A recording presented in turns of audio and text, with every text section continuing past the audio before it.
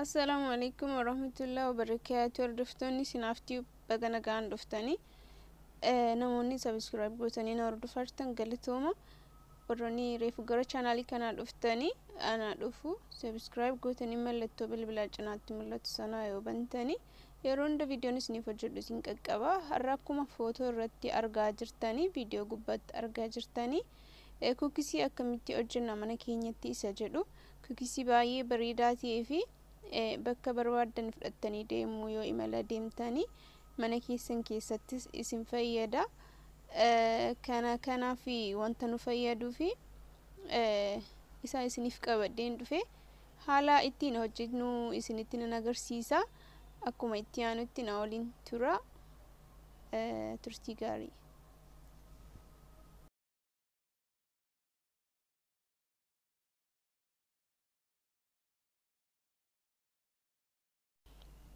Akkuma ilaalaa jirtanii wantoonni nu barbaachisanii killee aguma daakuu itti qopheeffattaniiti.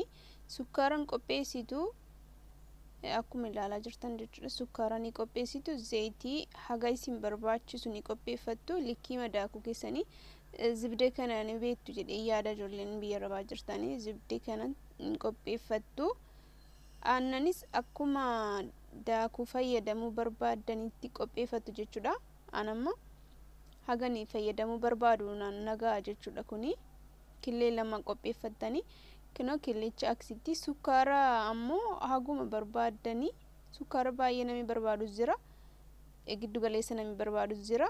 Anamma daakuu burcuqqoo lamaa fi walakkaatti wantoota kanneen fayyadame. Sukkaara burcuqqoo bishaanii ma walakkaa ta'a sukkaarri ani fayyadame. Daakuu ani fayyadame immoo burcuqqoo isin kubbayya kana kubbaynis kaaffee argaa jirtan kana lamaa fi walakkaadha. Isinitti mul'achaa jira jedhee yaada. Sanaan booddee zibdee kana fayyaamsaa keessa buustanii walitti sukkumtan daakuu kana wajjin. Daakucha wajjin walitti sukkumtu. Sukkaaraa fi killee immoo akka kanatti walitti rukuttanii daakutti naqxu jechuudha. Haala kanaan daakutti dabaltu. Zayitii agasin qopheeffadhe isas itti dabaltanii achiin booddee aannan qopheeffattan itti dabaltu. Sanaan booda kalariin isaa akka nuuf bareeduu fi beeking powderii isa jedhamu kana gimmaashuma mankiyaa sukkaaraa itti dabaltu. Saniin booddee walitti bukeessitu jechuudha. Aga inni xurutti wal fudhatutti baay'ee sukkumtu. Kunoo aga inni wal fudhate akkasitti ta'utti ni sukkumtu jechuudha. Baay'ee tokko jaallattu mana keessanitti meeyyaalaati ilaala. Karaa faa yeroo deemnu faa nu fayyada. Yeroo karaa deemnu hojjetanne yoo deemne haala salphaatiin hojjenna waan ta'eef itoo yaaltanii mana keessanitti gaariidha. Namoonni beektanii beektu. Namuu haala ittiin hojjetu qaba baay'ee. Namni iyyuu haala garaagaraatiin ni qopheeffata. Ani haala kanaan hin qopheessa. Tarii haaliin karaan itti qopheessu kun yoo isinitti tole jedhee itti har'a isinitti agarsiise. Sanaan booddee akkas gootu jechuudha. Akkuma ilaaltan kana gootanii sanaan booddee haala kukisii fakkaatuun ni kukkuttuu jechuudha.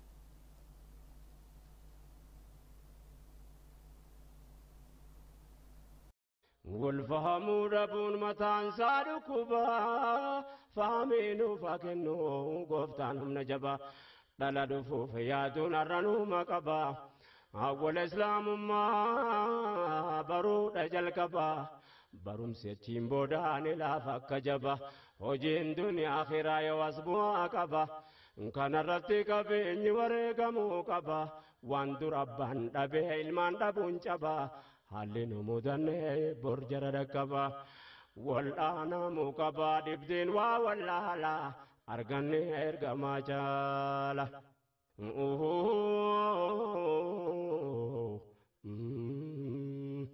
Bikan diddeebi'ee wal yaadachiifannaa ilmi gammachuu barachuuf dirqamna bakka feenee dhaynus yoos bu'aa qabaanna gahee uummata. Eeggannoo kana fakkaata akka kanattiin kukkuttu jechuudha. Erga akkasittiin kukkuttanii qopheeffattanii booddee zayitii ni qopheeffattu. Akkuma beekamu zayitiitti hojjetama waan ta'eef ani zayitiittiin hojjedhee jechuu kooti. Ergasii booddee zayitii fi ni qopheeffattu. Qodaa akka kana qopheeffattanii booddee haala kanaan ni sochoostu jechuudha. Tokko gubatee tokko akka hin dheedhiin taaneef erga itti naxxanii booddee erga zayitiitti naxxanii booddee ni sochoostu. Maaliifii tokko jalatti bishaata irra keessaa inni jirus akka wal cina wal faanuma bishaatuuf jechuudha. Haala isa kanaan akkasitti hojjettu baay'ee tokko namatti tola. Ani baay'een jaalladha wanta kana yeroo baay'een deddeebi'een hojjedha. Maaf sheerii isiniif hin goone jedheetitiin har'aa fide. Yoo jaallattanii laayikii gochuun hin irraanfatina. Namoota gaadhinoota keessaniif sheer gochuun hin irraanfatina.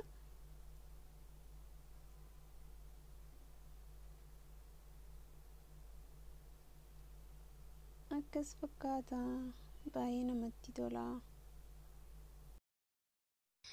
Akkan godhu dhabee yaanni na dhamaasa of keessa deeffadhee hafuura qubaasa yaanni kiyya gareef hin galle caalaansa naaf hamsiise yaa rabbi su markatta waansa rabbii koos qajeelaa garuu hundeessu haasa ol qabee lallabee dubbadhus maal baasa. Ajaba kawaan silaa iyyanuun qaqqabee asaasa yoo namni fahame qofa faayidaansa galmi keenya fagoo deemsisa karaansa walitti kuufamee nu ga'e ba'aansa namni kana baachuu danda'u obboleessa dubbiin obbolummaa jabduudha jabeessa bakka kana beekaan itti deddeebisa yaa namni islaamummaadhaaf taatan miseensa rabbuman nuun jedhee isin obboleessa. Waan jabeesseef qabaame ilaalaa jabeessa kuwaatu argamaa obbolummaa keessa waan fagoo dhiyeessa obbolummaan deene bifa dilirifke. Kunoo amma xumureera jechuudha. Kana fakkaata. Yoo jaallattanii laayik sheer gochuun hin irraanfatina. Waan nu hordoftaniif galatooma. Viidiyoon biroon hanga walitti deebinu. Baay baay.